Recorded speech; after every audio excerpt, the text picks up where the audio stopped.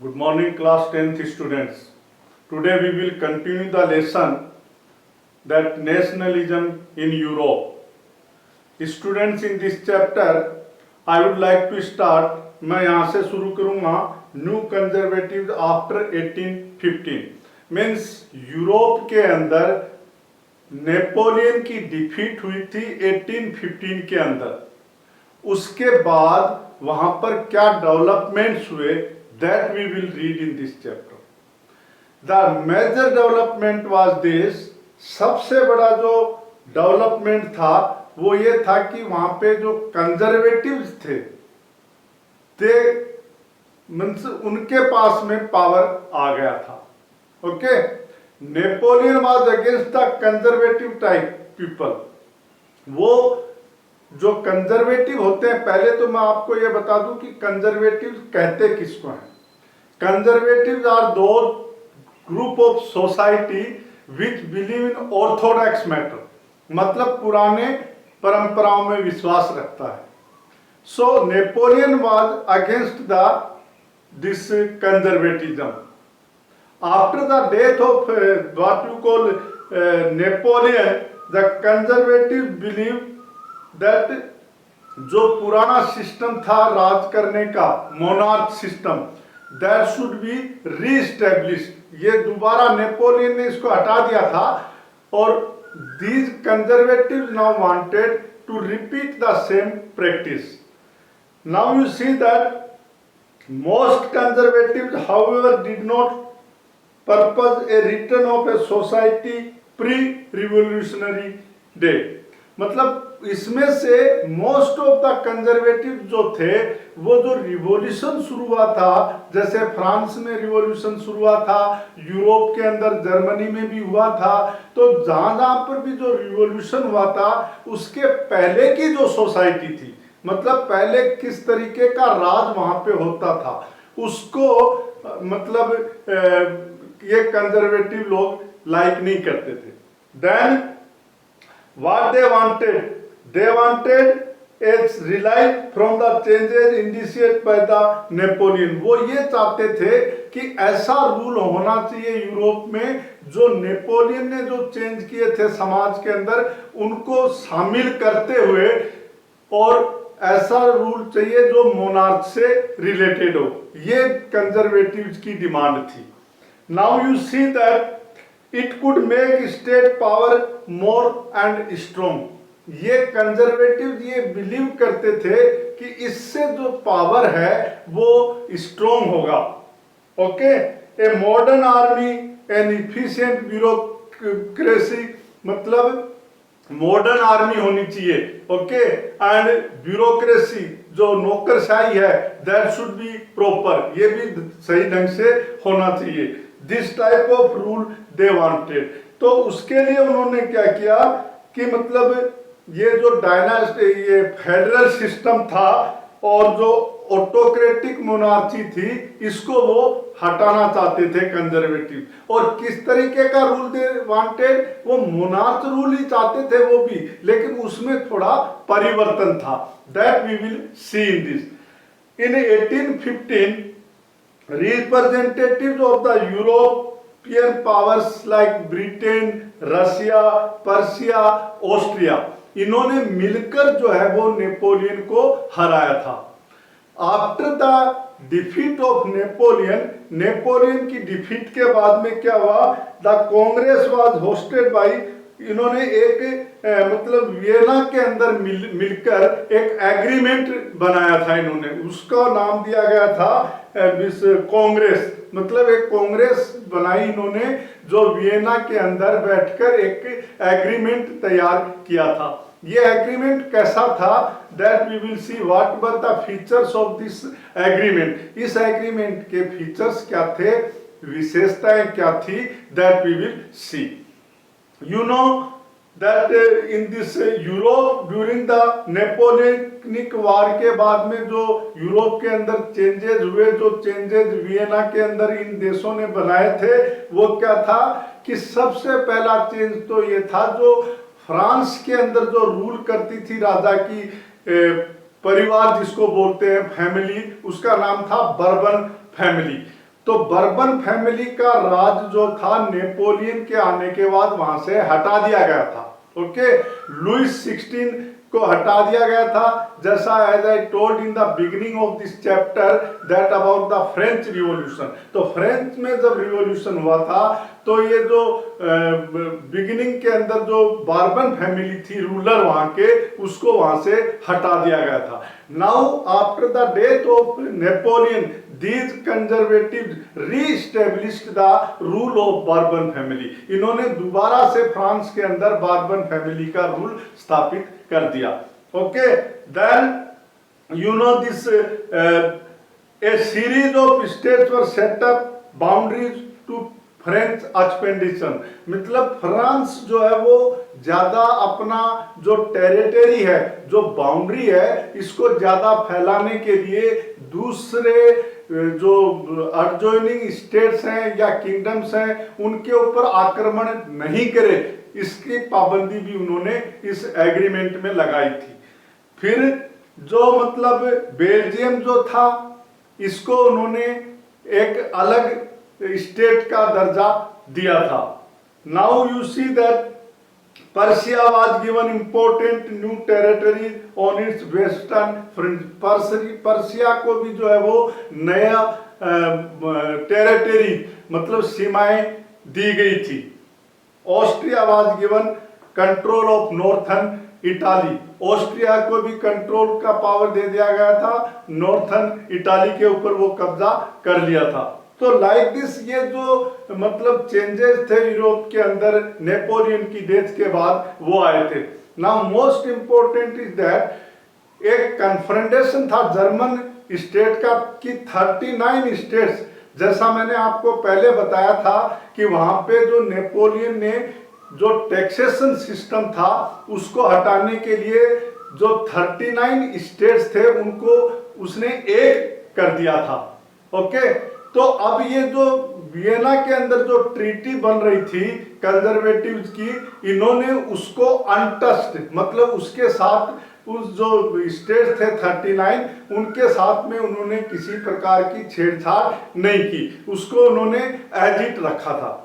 Now you see the student, ये जो conservative regime setup इन 1815 वर autocrat. अब ये जो कंजर्वेटिव लोग थे वो 1815 के बाद में शासन किसके हाथ में दे दिया?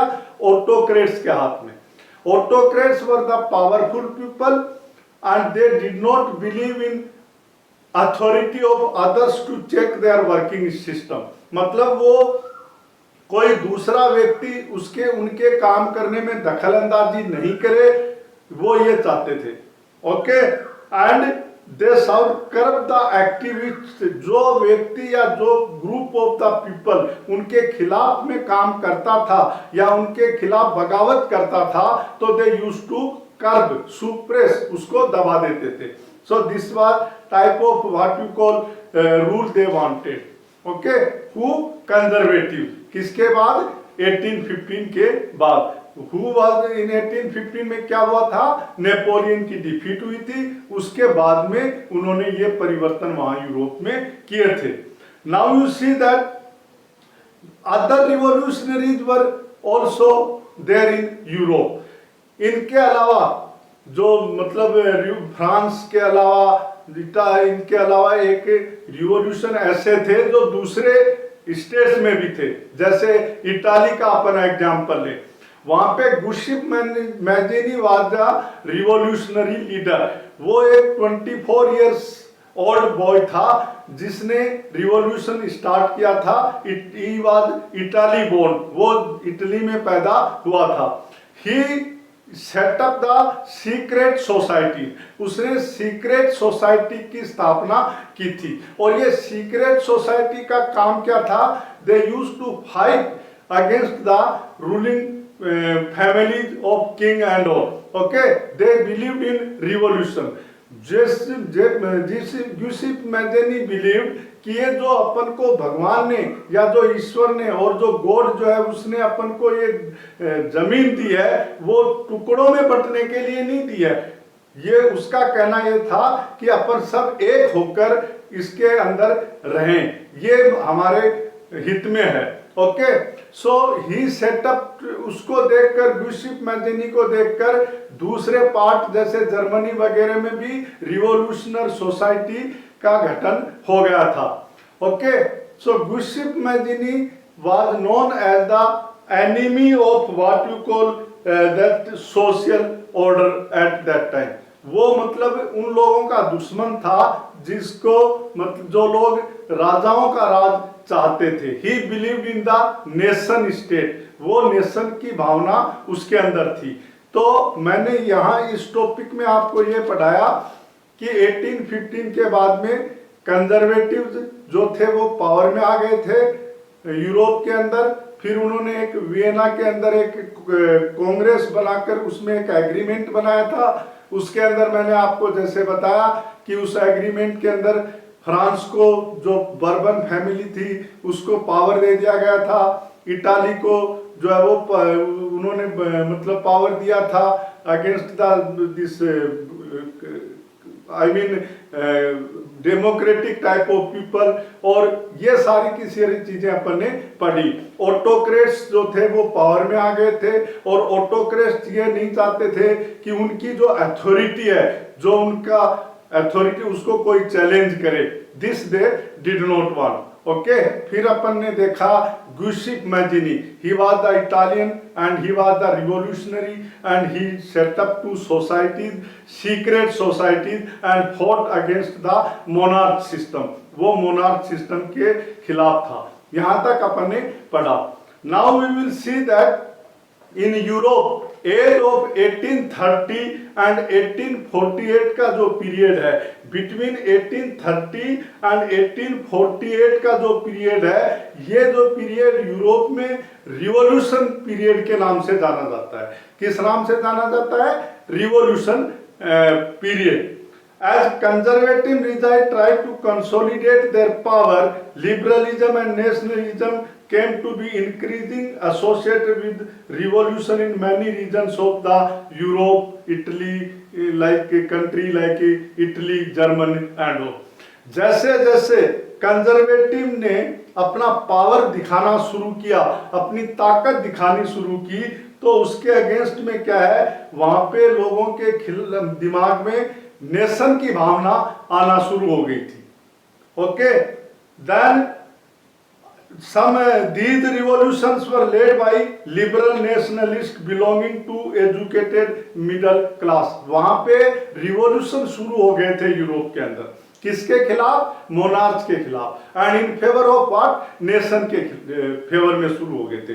तो इसका मतलब who were the people who led this revolution in Europe? कौन लोग थे जिन्होंने यूरोप के अंदर ये रिवॉल्यूशन शुरू किया था? तो इसके अंदर जो है वो एजुकेटेड मिडिल क्लास जो थी वो मतलब इस रिवॉल्यूशन में भाग लिया था।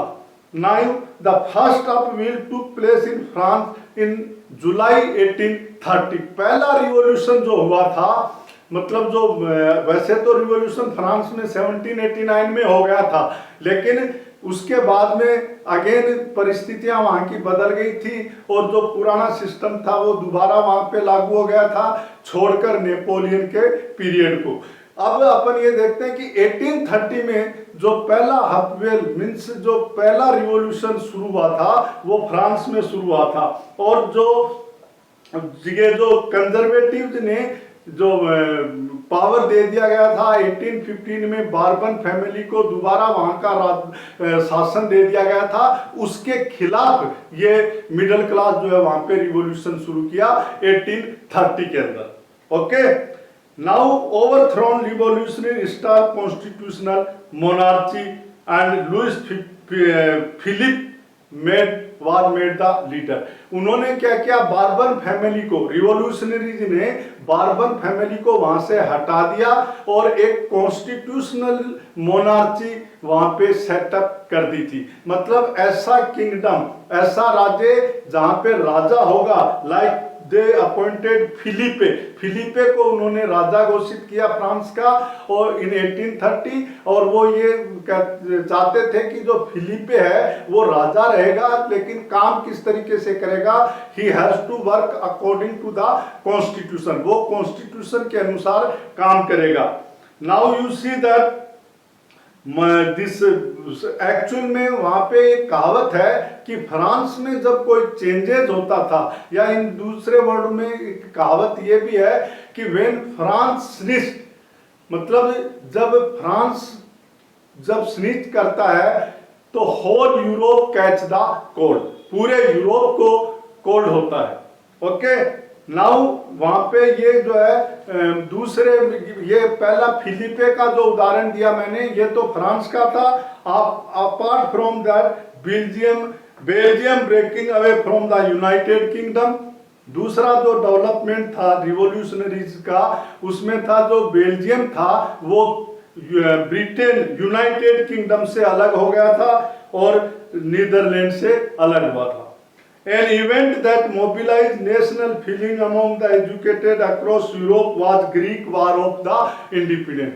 फिर एक ये भी देखेंगे अपन इम्पोर्टेंट कि वहां पे ग्रीक वार हुआ था, ग्रीस के अंदर वार शुरू हुआ था इंडिपेंडेंस, आजादी पाने के लिए। Now Greece had been part of Ottoman empire, Greece जो था वो एक ऐसा देश था ओटोमन एम्पायर का पार्ट था और अंडर में था in the 15th century। The growth of revolutionary nationalism in Europe is part of the struggle for independence among the Greek which began in 1821। फिर ये जो वहां पे रिवॉल्यूशन शुरू हुआ था आजादी पाने के लिए ग्रीस के अंदर, वो 1821 में शुरू हुआ था रिवॉल्यूशन। और वो किसके लिए शुरू हुआ था, Greek should become a independent country, Greece जो है वो एक इंडिपेंडेंट कंट्री बन जाए। Nationalist in Greece got support from other Greek living people other than area of the Greece.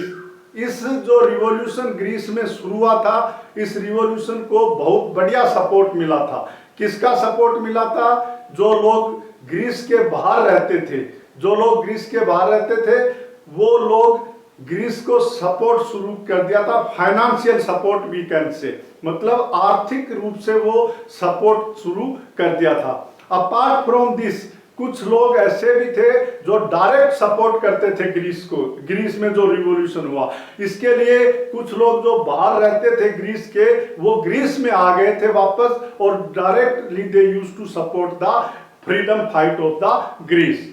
तो ये जो था एक 1830 और 48 का जो पीरियड था, जिसका नाम अपन ने रिवॉल्यूशनरी पीरियड दिया गया है यूरोप के अंदर, वो अपन देख रहे हैं। The romantic imagination and national feeling. अब ये जो रिवॉल्यूशन था ये एक ही तरीके का नहीं था, अकेला रिवॉल्यूशन कुछ नहीं कर सकता था, अकेला रिवॉल्यूशन जो है उसके रिवॉल्यूशन के थ्रू कोई आज़ादी नहीं ले सकते थे। लेकिन इसके अंदर जो मेन इंपॉर्टेंट रोल था वो किसका था, apart from revolutionary, romantic imagination and national feeling, इनका जो है वो इफेक्ट था। इनके इफेक्ट के बिना रिवॉल्यूशन जो है वो अधूरा था। तो किस प्रकार से रोमांटिक इमेजिनेशन जो है वो हेल्पफुल था, that we will see. You see that, ये मैं आपको एक्सप्लेन करूं उससे पहले मैं आपको I would like to recapture the chapter. मैं अगेन आपको बता दूं कि आज अपन ने ये पढ़ा 1815 के बाद में क्या डेवलपमेंट हुए यूरोप के अंदर, फिर जो यूरोप के अंदर जो है 1830 से लेकर 1848 का जो पीरियड था वो रिवॉल्यूशनरी पीरियड के नाम में जाना जाता था। यहाँ पे फ्रांस में 1830 के अंदर रिवॉल्यूशन हुआ था, फिलिपे को राजा बनाया गया था और वो उसके साथ ये शर्त थी that he will work according to the constitution, वो कॉन्स्टिट्यूशन के हिसाब से काम करेगा। ऐसे फिर ग्रीस के अंदर रिवॉल्यूशन शुरू हुआ और ग्रीस को आज़ादी मिली थी, okay, with the help of the people who were living in other countries and they were basically belonging from the Greece. जो ग्रीस के लोग नागरिक थे जो दूसरे देशों में रहते थे उन्होंने भी इसे सपोर्ट किया था. तो ये today I would like to explain you up to here this chapter. Okay student, thank you.